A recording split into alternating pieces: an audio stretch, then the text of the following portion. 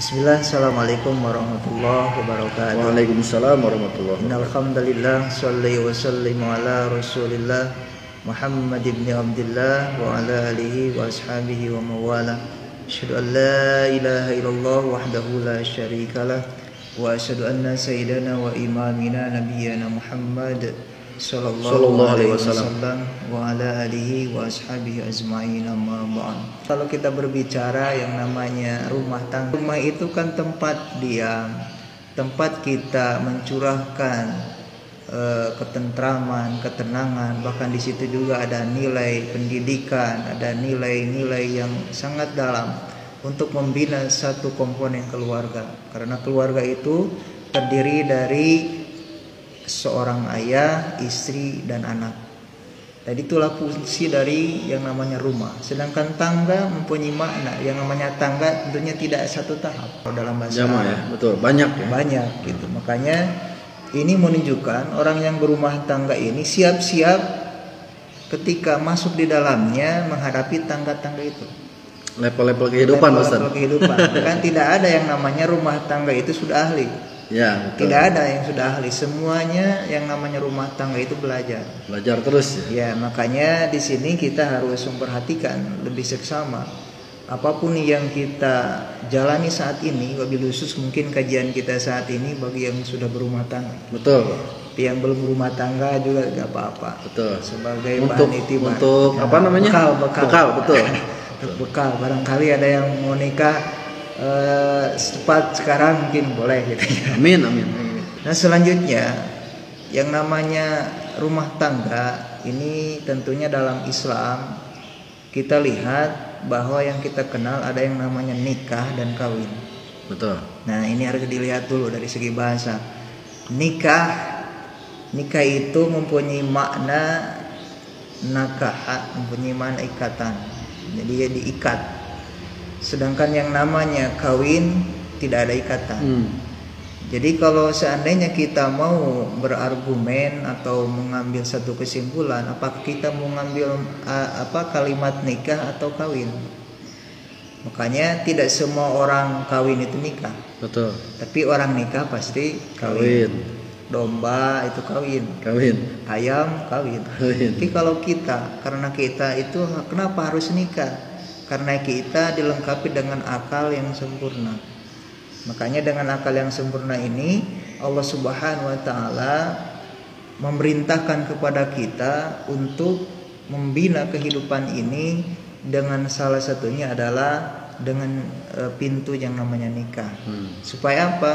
Nikah itu di samping sebagai menambah generasi, ya, juga keturunan, keturunan, karena dunia ini akan diisi oleh siapa? Betul, selanjutnya kalau oleh keluarga kita atau orang yang nikah tersebut. Betul. Gitu ya, dalam ikatan tersebut. Terus yang kedua, nikah juga di sini sebagai bentuk bagaimana dia menjadi salah satu tatanan ke depannya, karena dalam satu keluarga kalau sudah nikah ini akan mencerminkan satu lingkungan, satu daerah, bahkan satu bangsa, satu negara ditentukan bagaimana mampu menyelenggarakan nilai-nilai pernikahan dalam rumah tangga. Makanya bangsa dan negara ini akan menjadi negara dan bangsa akan baik apabila sudah diawali dalam rumah tangga atau rumah-rumah kita sudah mampu menyelenggarakan yang namanya pembinaan rumah tangga yang baik dan benar menurut aturan agama. Oleh karena itu di sini sangat tepat sekali. Mungkin pertanyaan seperti tadi, bagaimana menyelenggarakan pernikahan menurut hukum Islam? Betul. Tentunya tadi sudah disampaikan di awal bahwa karena kita termasuk orang beriman, hendaklah mungkin Pak ya, diawali hendaklah yang namanya rumah tangga itu diawali dengan pernikahan. Pernikahan. Karena itu tadi yang namanya nikah itu kan akad. Ada ijab, ada qabul. Makanya di situ disebutkan bahwa dalam Al-Qur'an ini sangat jelas, "Wa min ayatihi an khalaqalakum min anfusikum azwajan litaskunu ilaiha wa ja'alnakum mawaddah wa rahmah," dan sebagainya. Jadi diciptakannya laki-laki dan perempuan itu sebagai tanda-tanda kekuasaan Allah. Ya, betul. Surat Ar-Rum, betul. Ar-Rum ya. Tujuannya untuk apa? Tujuannya adalah tiada lain sakinah, mawaddah, warahmah. Bahkan dalam tafsiran satu lagi disebutkan harus ada yang keempat. Apa yang keempat itu? Amanah. Amanah ya. Jadi kalau rumah tangga kita belum sampai tujuan yang namanya sakinah, sakinah itu apa? Mempunyai nilai ketentraman. Yang kedua adalah mawaddah, penuh dengan cinta. Sedangkan warahmah adalah penuh dengan kasih sayang. Nah, kalau yang tiganya ini sudah tidak ada, ingat ketika kita akad dalam ikatan nikah sebelum kita melanjutkan pernikahan, kan akad terlebih dahulu di dalam nikah. Makanya di situ ada amanah. Maka 4 hal ini harus perhatikan. Hanya kita tidak termasuk berhasil dalam berumah tangga, jamaah rahimakumullah, apabila kita belum mampu dalam rumah tangga kita ada nilai sakinah, ada nilai mawaddah, ada nilai warahmah, bahkan yang terakhir ini amanah. Makanya sia-sia rumah tangga kita. Kenapa? Tujuannya sudah salah. Maka inilah yang dinamakan dengan cara berumah tangga yang baik dan benar menurut agama. Yang namanya rumah tangga itu diibaratkan sebuah kapal atau sebuah bus. Di situ kan akan ada supir, ada penumpang, bahkan mungkin yang lainnya ada di dalam.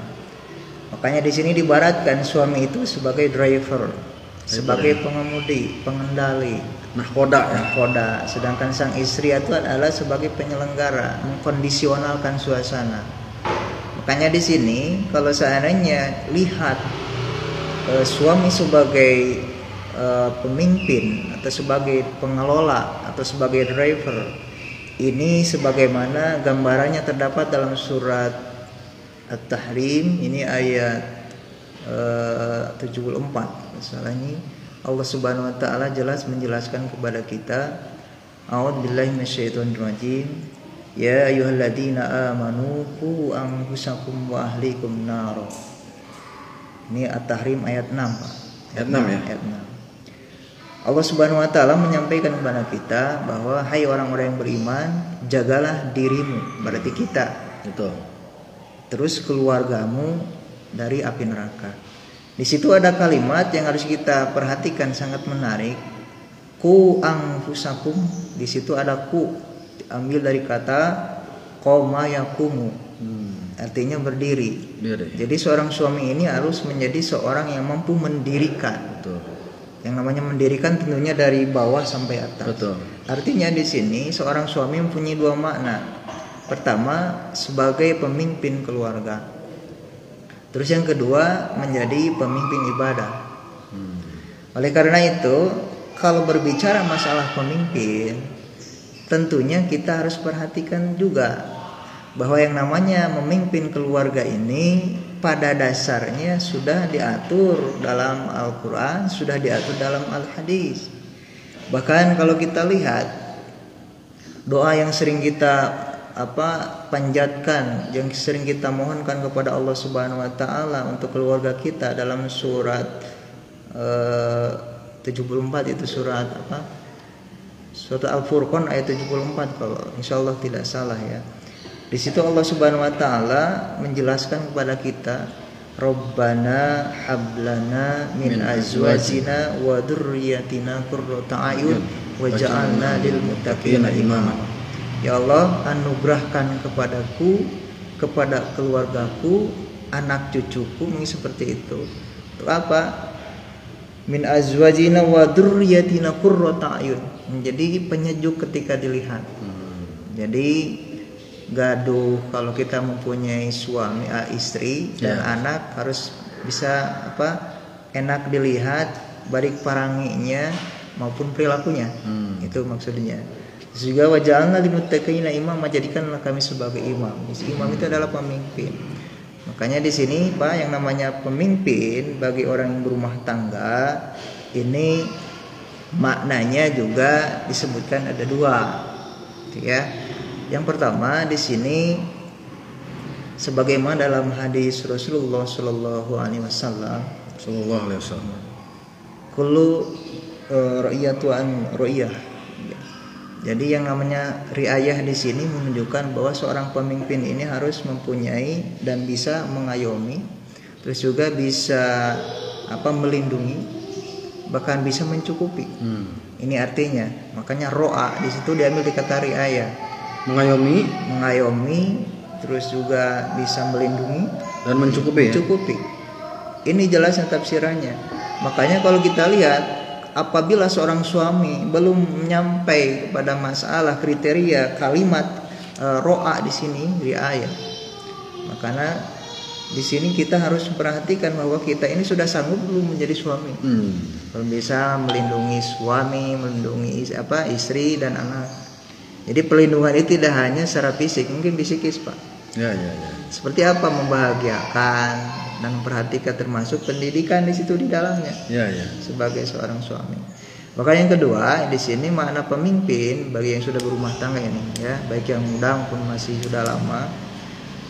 Sebagaimana sabda Rasulullah SAW bahwa di situ disebutkan wa amma min nabiyina ro'a, sama kalimat ro'a juga. Cuman semua para nabi rata-rata mengalami pengembala, menjadi seorang pengembala. Kayak di situ pengembala menyimakna tahu dan paham yang digembalakan. Artinya seorang pemimpin, seorang suami harus mampu melihat perut istrinya, perut anaknya, seperti itu. Juga kebutuhan yang lainnya. Kalau domba yang berbunyi ba, itu mungkin lapar, ba mungkin kedua, mungkin itu mau BAB sebenarnya. Jadi harus mampu seperti itu. Jadi sinilah mungkin, Pak. Jadi yang namanya seorang pemimpin itu luas sekali jangkauan makna yang penting. Jadi mampu menjadi pemimpin di keluarga dan pemimpin ibadah dalam rumah tangga. Rasul dengan istrinya pernah juga, tapi bukan Rasulnya. Kalau Rasul itu marah karena Allah, ya. Rasul pernah kan melihat Aisyah marah kepada Rasulullah SAW karena cemburu, karena Rasul selalu mengucapkan Siti Khadijah, menyebut-nyebut Siti Khadijah. Ketika Siti Aisyah menyampaikan, bukankah dia itu sudah meninggal dan Allah sudah menggantikannya, aku lebih muda, lebih cantik. Maka Rasul marah. Ternyata Rasul itu marahnya karena Allah. Ya, boleh kita marah, boleh, Pak. Boleh kalau marahnya karena Allah. Dalam rumah tangga, contoh kita marah dalam rumah tangga, contohnya suami atau istri atau istrinya, ya, karena kita berbicara masalah suami. Istri ini susah diajak ke dalam kebaikan. Tuh di kerudung. Ya, biasanya ini menjadi salah satu bagian yang menarik bagi suami, yakni as-sabiru warabitu. Bersabarlah dan tetap dengan kesabaran itu. Yang namanya suami itu seperti tadi pemimpin rumah tangga. Sedangkan yang nama istri adalah fil baiti zauja.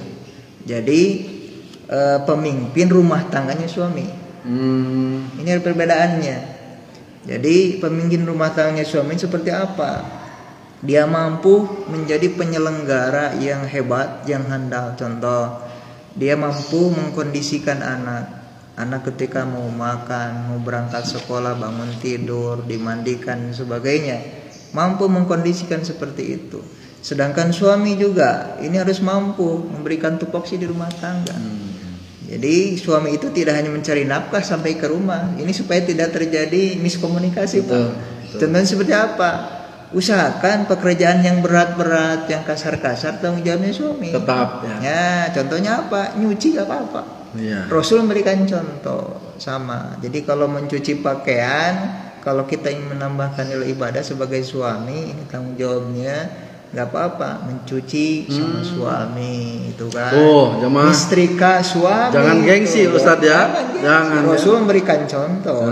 Ya. Sunnah berarti bagi kita ya. Makanya insya Allah tidak akan terjadi pertengkaran lama. Bagaimana kalau seandainya biasa terjadi dengan hal yang seperti itu?